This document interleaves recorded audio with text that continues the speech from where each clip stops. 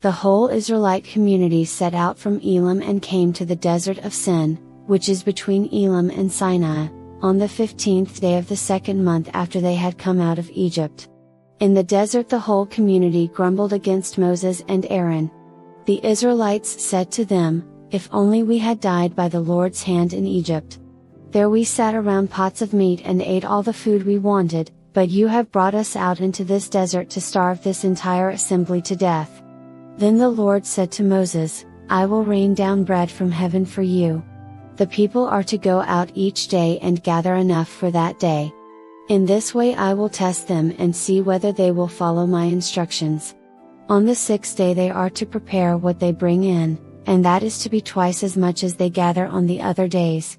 So Moses and Aaron said to all the Israelites, "In the evening you will know that it was the Lord who brought you out of Egypt, and in the morning you will see the glory of the Lord, because he has heard your grumbling against him. Who are we, that you should grumble against us?" Moses also said, "You will know that it was the Lord when he gives you meat to eat in the evening and all the bread you want in the morning, because he has heard your grumbling against him. Who are we? You are not grumbling against us, but against the Lord." Then Moses told Aaron, "Say to the entire Israelite community, 'Come before the Lord, for he has heard your grumbling.'" While Aaron was speaking to the whole Israelite community, they looked toward the desert, and there was the glory of the Lord appearing in the cloud. The Lord said to Moses, "I have heard the grumbling of the Israelites. Tell them, at twilight you will eat meat, and in the morning you will be filled with bread. Then you will know that I am the Lord your God." That evening quail came and covered the camp, and in the morning there was a layer of dew around the camp. When the dew was gone, thin flakes like frost on the ground appeared on the desert floor. When the Israelites saw it, they said to each other, "What is it?" For they did not know what it was. Moses said to them, "It is the bread the Lord has given you to eat. This is what the Lord has commanded, everyone is to gather as much as they need. Take an omer for each person you have in your tent."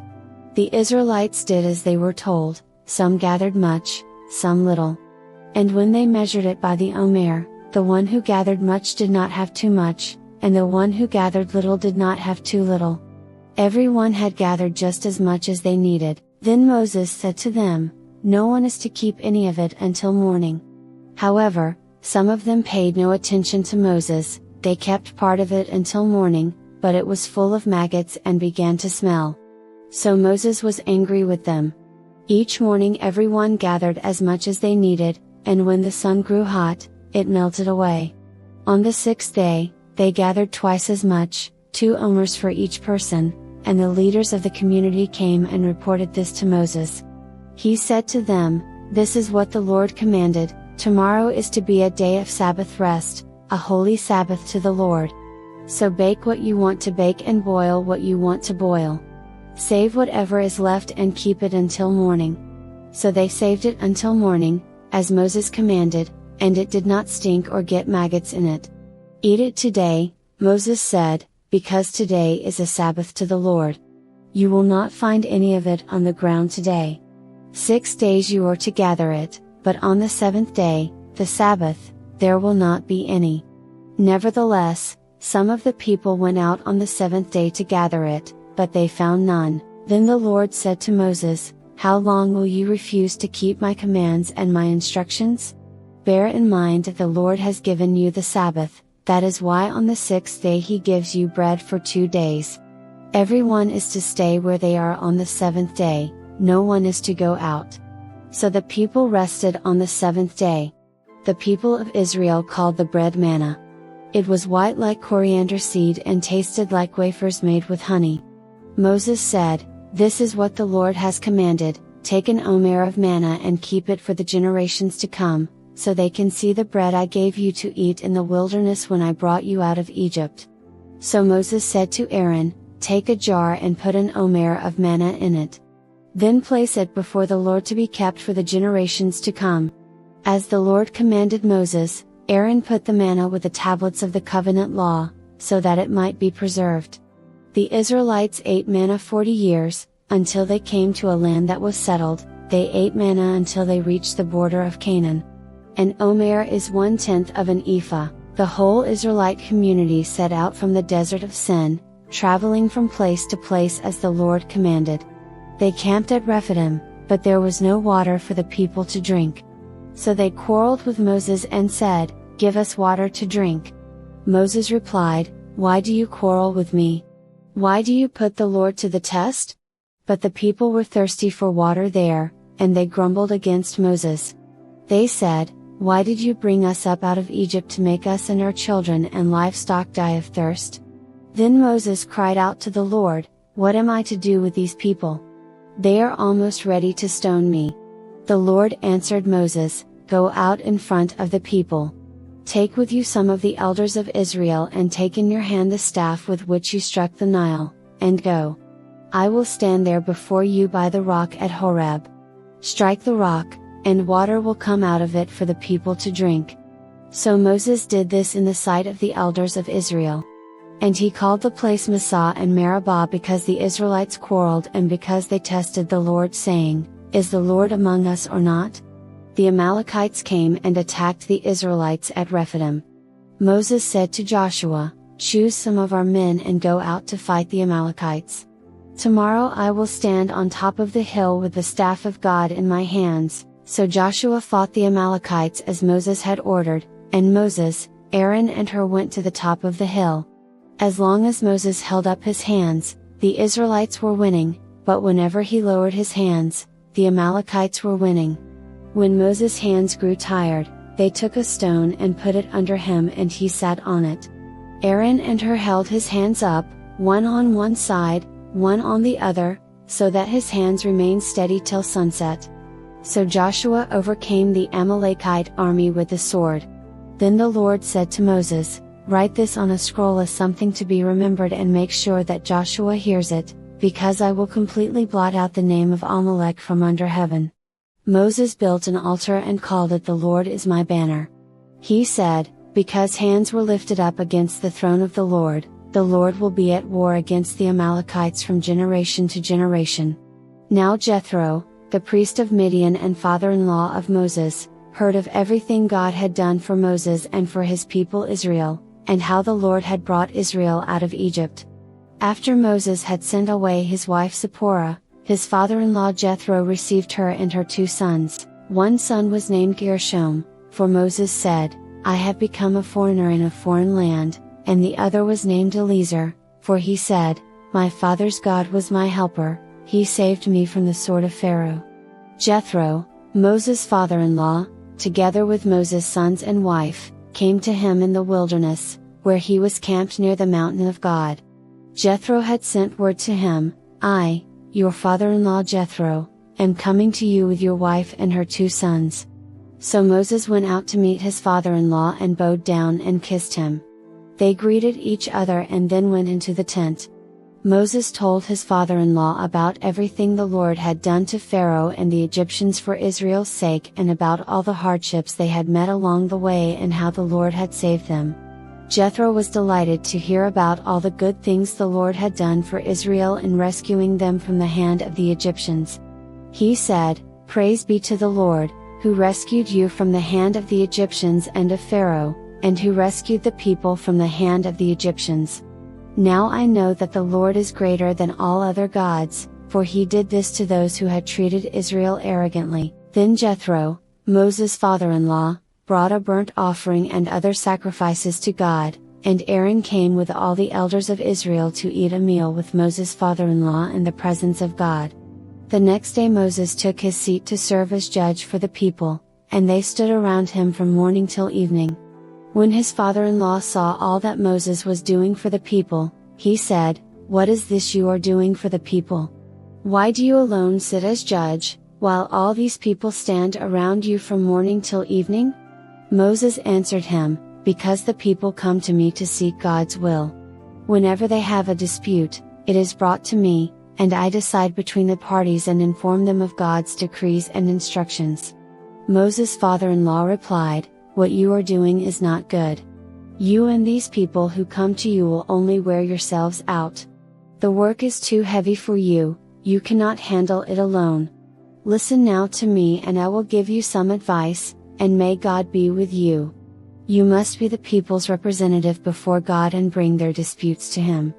Teach them His decrees and instructions, and show them the way they are to live and how they are to behave, but select capable men from all the people, men who fear God, trustworthy men who hate dishonest gain, and appoint them as officials over thousands, hundreds, fifties and tens. Have them serve as judges for the people at all times, but have them bring every difficult case to you, the simple cases they can decide themselves. That will make your load lighter, because they will share it with you. If you do this and God so commands, you will be able to stand the strain, and all these people will go home satisfied. Moses listened to his father-in-law and did everything he said. He chose capable men from all Israel and made them leaders of the people, officials over thousands, hundreds, fifties and tens. They served as judges for the people at all times. The difficult cases they brought to Moses, but the simple ones they decided themselves. Then Moses sent his father-in-law on his way, and Jethro returned to his own country. On the first day of the 3rd month after the Israelites left Egypt, on that very day, they came to the desert of Sinai. After they set out from Rephidim, they entered the desert of Sinai, and Israel camped there in the desert in front of the mountain. Then Moses went up to God, and the Lord called to him from the mountain and said, "This is what you are to say to the descendants of Jacob and what you are to tell the people of Israel. You yourselves have seen what I did to Egypt, and how I carried you on eagle's wings and brought you to myself. Now if you obey me fully and keep my covenant, then out of all nations you will be my treasured possession. Although the whole earth is mine, you will be for me a kingdom of priests and a holy nation. These are the words you are to speak to the Israelites." So Moses went back and summoned the elders of the people and set before them all the words the Lord had commanded him to speak. The people all responded together, "We will do everything the Lord has said." So Moses brought their answer back to the Lord.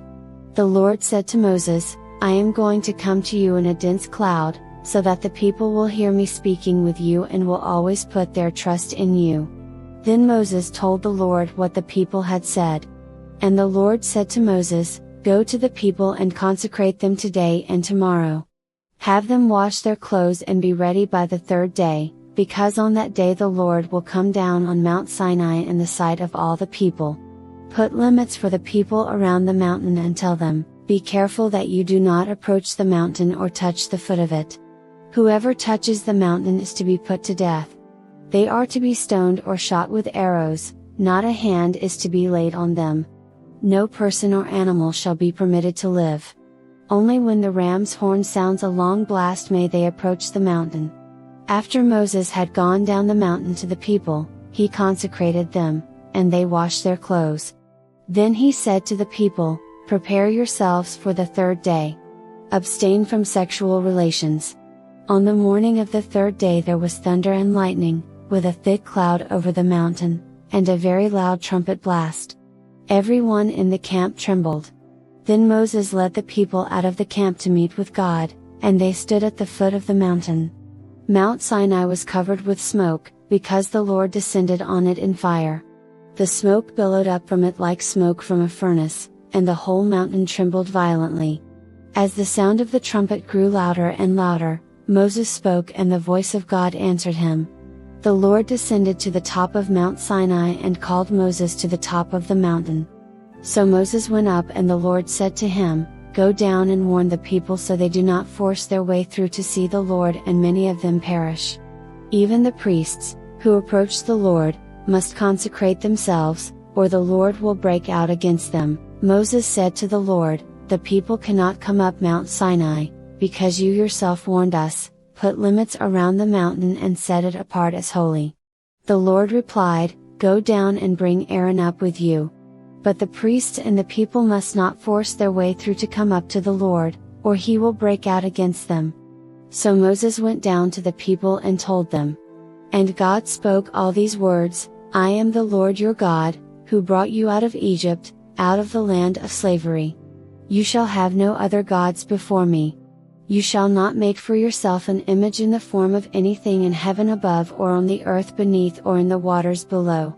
You shall not bow down to them or worship them, for I, the Lord your God, am a jealous God, punishing the children for the sin of the parents to the third and fourth generation of those who hate me, but showing love to 1,000 generations of those who love me and keep my commandments.